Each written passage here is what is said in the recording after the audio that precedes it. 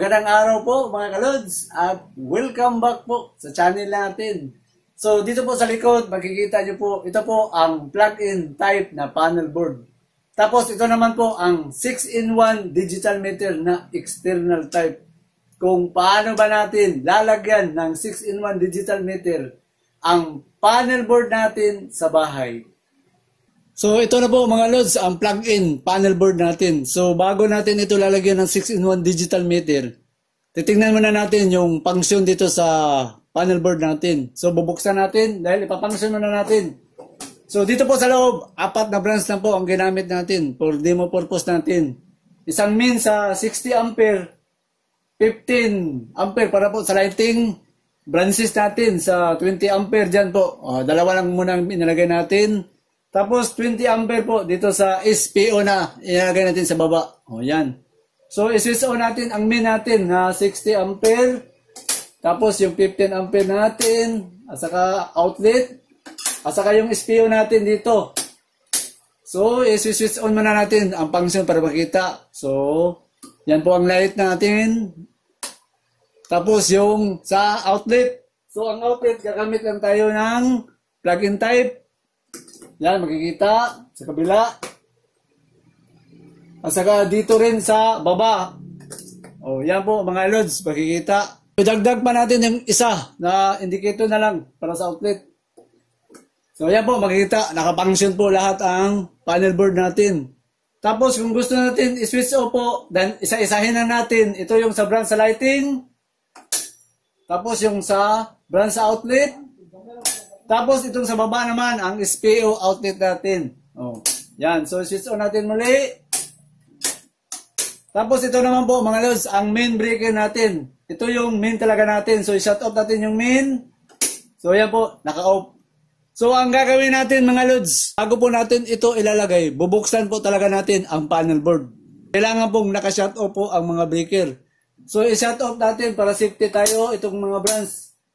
Yan. So naka-off. So, gagawin natin, bubuksan natin ang panel board. Yan, tanggal. So, yan po ang nasa loob ng panel board natin. So, balik po tayo dito sa 6-in-1 digital meter natin. So, naka-external type po ang gamit natin. So, ang paglalagay po dito, hindi po dyan sa loob ilalagay ang external. Nakalabas po ang external type. Tapos, ang external type po, so pwede natin dito ilagay. So, ang paglalagay po dito sa external, mas maganda at safety pong gamitin. Yung may single box po siya sa MCB. So, ipakita ko po sa inyo ano yung single box na MCB. So, ito po mga lods, ang single box. Meron ding mga single box sa MCB. So, tamang-tama po na pwedeng ilagay ang 6-in-1 digital meter dito po sa loob. So, ang gagawin natin, simple, hindi naman pwedeng ilagay ito sa loob. Nakalagay po dito sa labas. So, dito natin ilalagay ang 6-in-1. So, unang gagawin natin, ilalagay muna natin itong lalagyan sa 6-in-1 digital meter natin. Dito po sa tagiliran. So, pakita ko muna po sa inyo. Ito yung box. May dalawang screw. Tinanggalan natin. Tapos, babuksan. So, sa loob po, merong tinatawag na dinril. Dito po nakakabit ang 6-in-1 digital meter. So, tapos, dito na natin ilalagay. So, screw tayo. Okay. So, screw na natin. Tapos, ang 6-in-1 digital meter, so pwede mo nang isaksak doon sa, kasi naka-dinrel po ito. Yan, makikita. So, isaksak natin. I-post mo lang. Yan. Tapos, ito yung takip. Itakip natin. Yan. So, ganyan na po ang hitsura sa 6-in-1. So, para malinis po siya tingnan. So, ngayon, pinakita ko lang kung paano siya ilagay. So, ang next natin, so kung naalala nyo po, ito ang current transformer natin mga lods. So magdugtong na tayo ng wire. Yan. Ang ginamit po natin, flat cord. Kasi pang indicator lang po ito sa current transformer. So naka number 22 flat cord po ang gamit natin, AWG. So ito yung current transformer na ilalagay natin dyan sa main breaker. So lalagay tayo ng flexible hose para may dadaanan po ang wire. Yan. Tapos, gagamit po tayo ng flat cord. So, ang flat cord na ginamit natin dito, number 18 po ito, AWG. So, ang purpose po dito sa number 18 natin na flat cord, para po sa supply sa 6-in-1 digital meter. So, mayroon nagtatanong, tambayo sa digital meter. So, kinuna natin ito ng plug-in watt meter po. Nasa 0.4 watts lang po ang konsumo. So, napakaliit na po noon kasi hindi ka nga siya umabot sa 1 watt. Nasa 0.04 lang po mga loads. So, hindi siya ganun kataas. Maliit lang po ang konsumo sa Stambayos sa 6-in-1 digital meter. So, sa digital meter, kailangan natin ng supply para mag-activate po ito. So, ilalagay natin sa flexible hose. So, ito na po, mga loads. So, ang una natin gagawin, itatapping muna natin dito muna sa 6-in-1. Saka na doon para hindi tayo mahirapan. Para pag natapping na natin yun, nakapix na dito sa labas. So, unahin natin. So, simple, itong white, ito yung para sa current transformer. Ito naman black natin. Ito naman po ang sa supply na 220. Kailangan supplyan po ng 220 ang 6-in-1 digital meter natin. So, simple lang po ang connection. Sa mga hindi pa nakakalam po, ilalagay ko na lang doon kung paano ba gamitin ang external na 6-in-1 digital meter. So, may white pong lalabas. Pakiclick kung gusto niyo pong puntahan ang link po dito sa 6-in-1 digital meter kung paano ba siya gamitin. Kasi mahirapan tayo kung diretso natin itatapping dyan. Tatanggalin muna natin ito para hindi tayo mahirapan sa pagtatapping ng wire. So, tanggalin dito, ibababa mo lang yung lock, tapos tanggal. Yan. So, dito tayo mag-umpisa sa taas. Pasok natin itong wire. Yan. Okay. So, ang current transformer, nandito po sa taas ang tapping sa current transformer, kahit po magkabaliktad. Ganon rin sa baba, ang supply na 220 dito po sa ilalim, kahit po magkabaliktad. So, itatapping na natin ang tapping natin ito sa current transformer natin. Atake natin kung hindi ba matanggal. Okay, natapping. Tapos sa ilalim na tayo mga loads. Dito naman ang sa supply sa okay. So hatake natin kung natapping ba ng mayos. So okay, hindi na matanggal. So gawin natin, ipa-plug in lang natin siya dito mga loads. Oh, yan, natapping na po mga loads. So, tapos na po, tapping natin dyan sa 6-in-1 digital meter. Okay. So, pwede na natin itakip mga loads ang 6-in-1 digital meter. So, takip. Yan. Scroll tayo. O, yan. So, finish na tayo dito mga loads. So, pasok na tayo. Dito na tayo sa panel board. So, ang sa panel board na tayo mga loads, ito na po. Kailangan pong meron tayong protection sa kamay kasi live tapping po tayo. Hindi naman ibig sabihin dito na naka-off ang breaker. Naka-off yan, hindi po.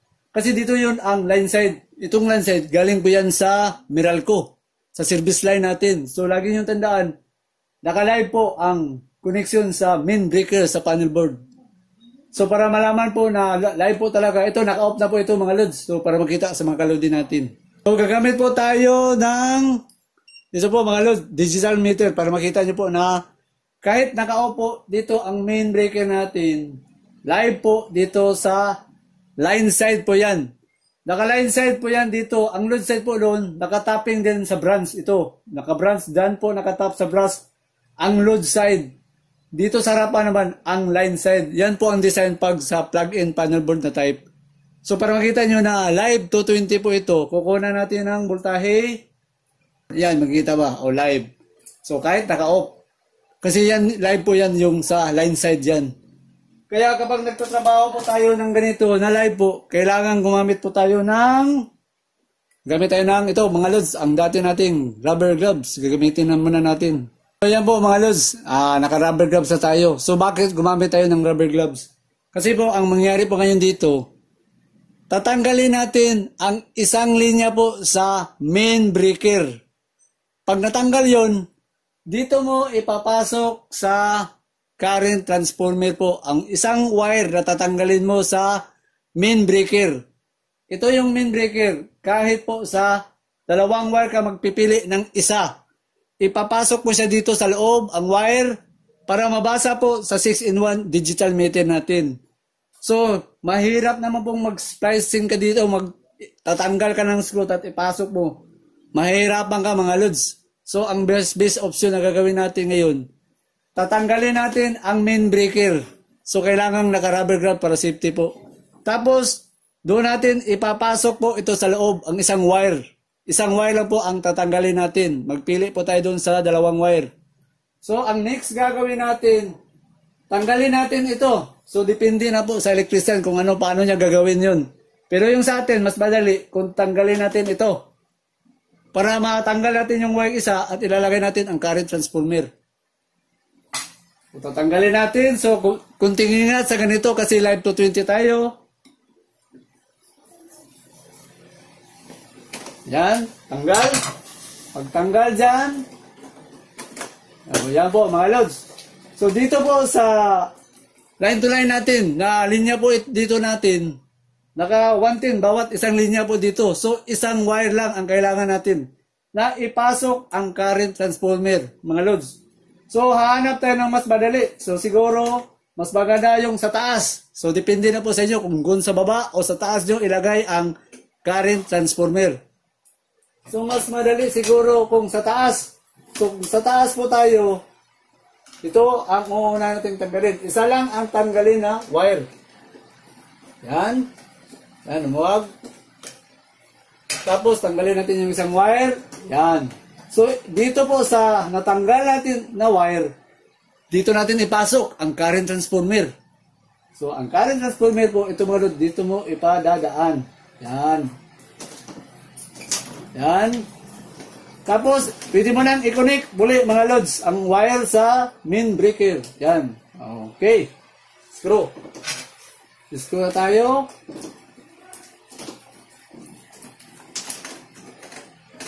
Okay. Mataping na natin.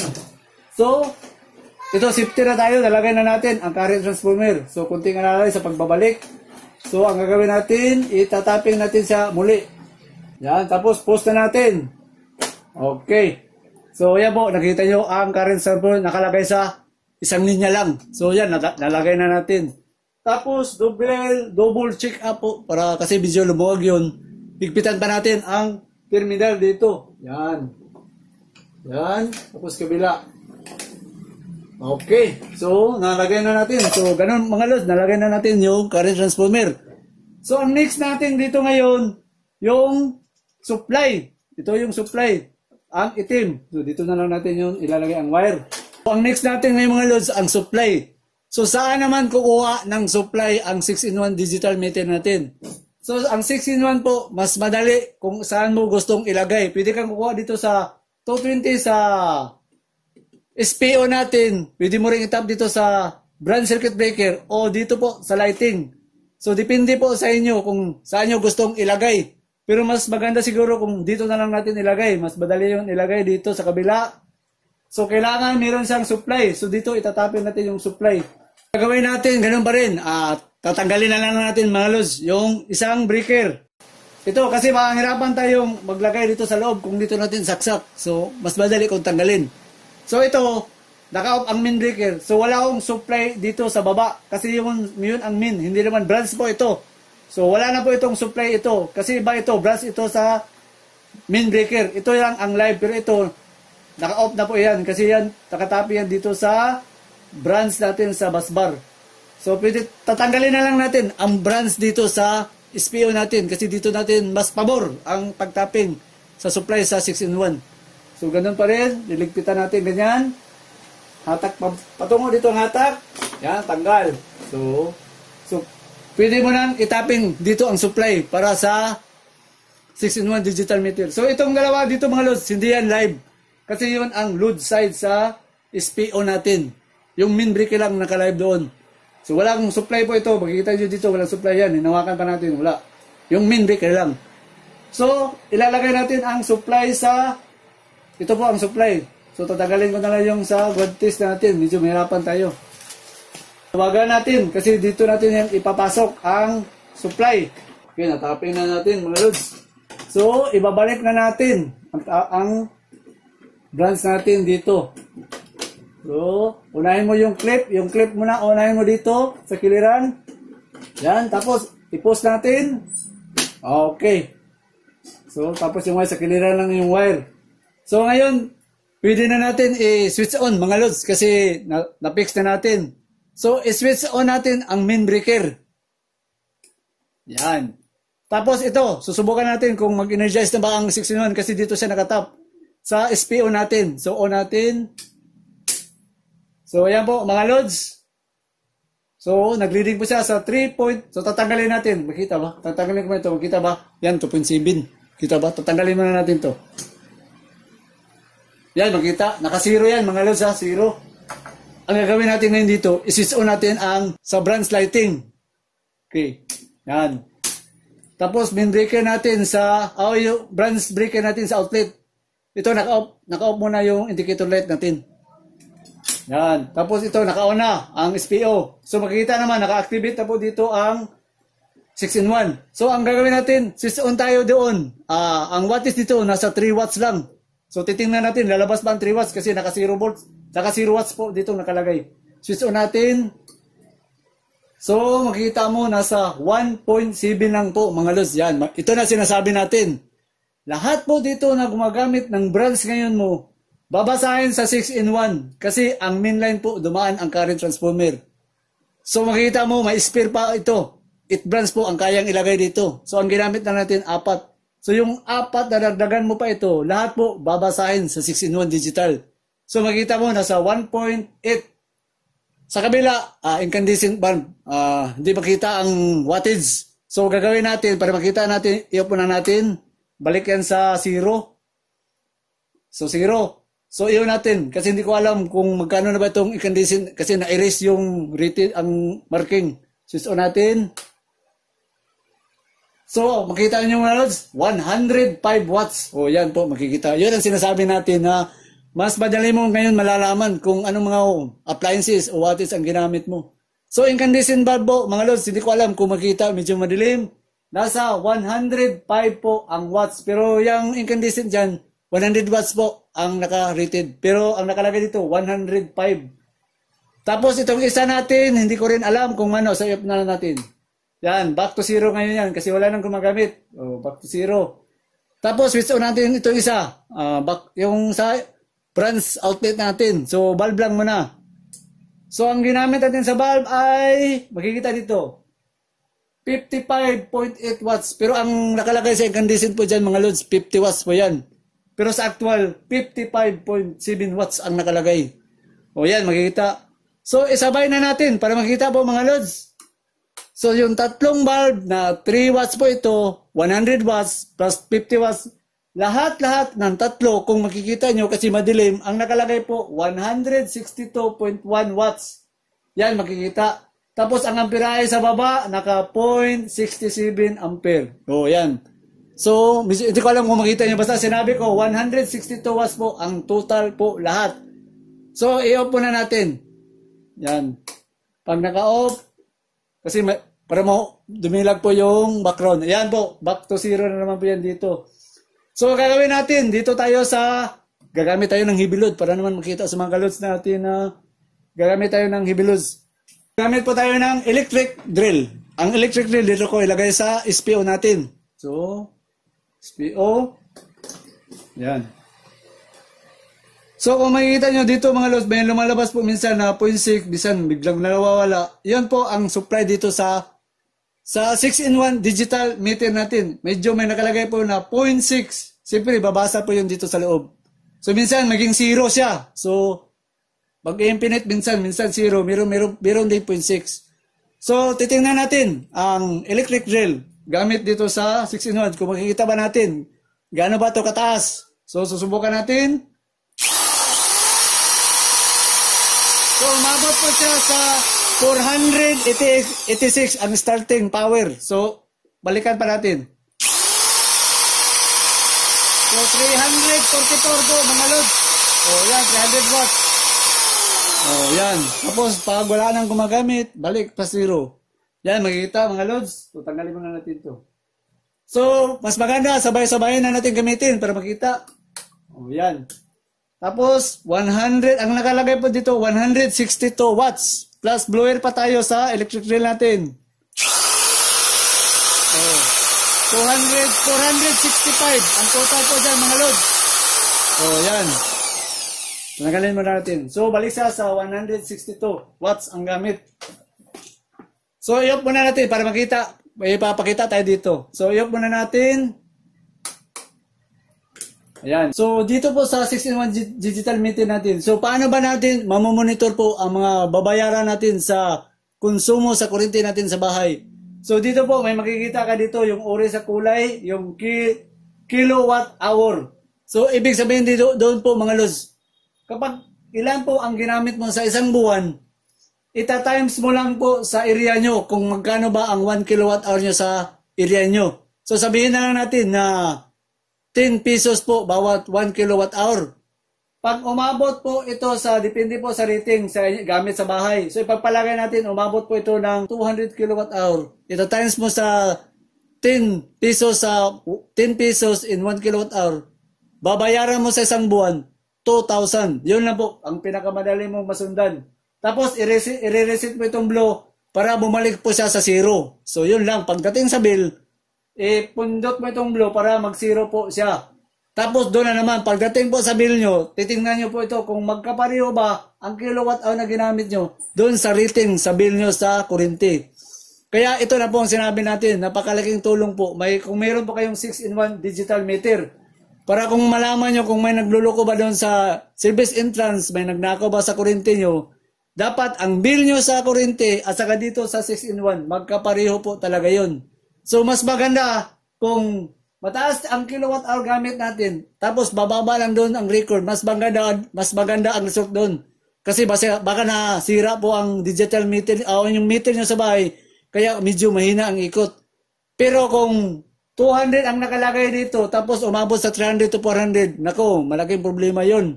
Kasi baka po may gumamit sa linya nyo, o kaya mabilis po ang ikot doon sa meter nyo sa bahay. So, kailangan ipagbigay alam nyo sa Meralco na i-calibrate doon.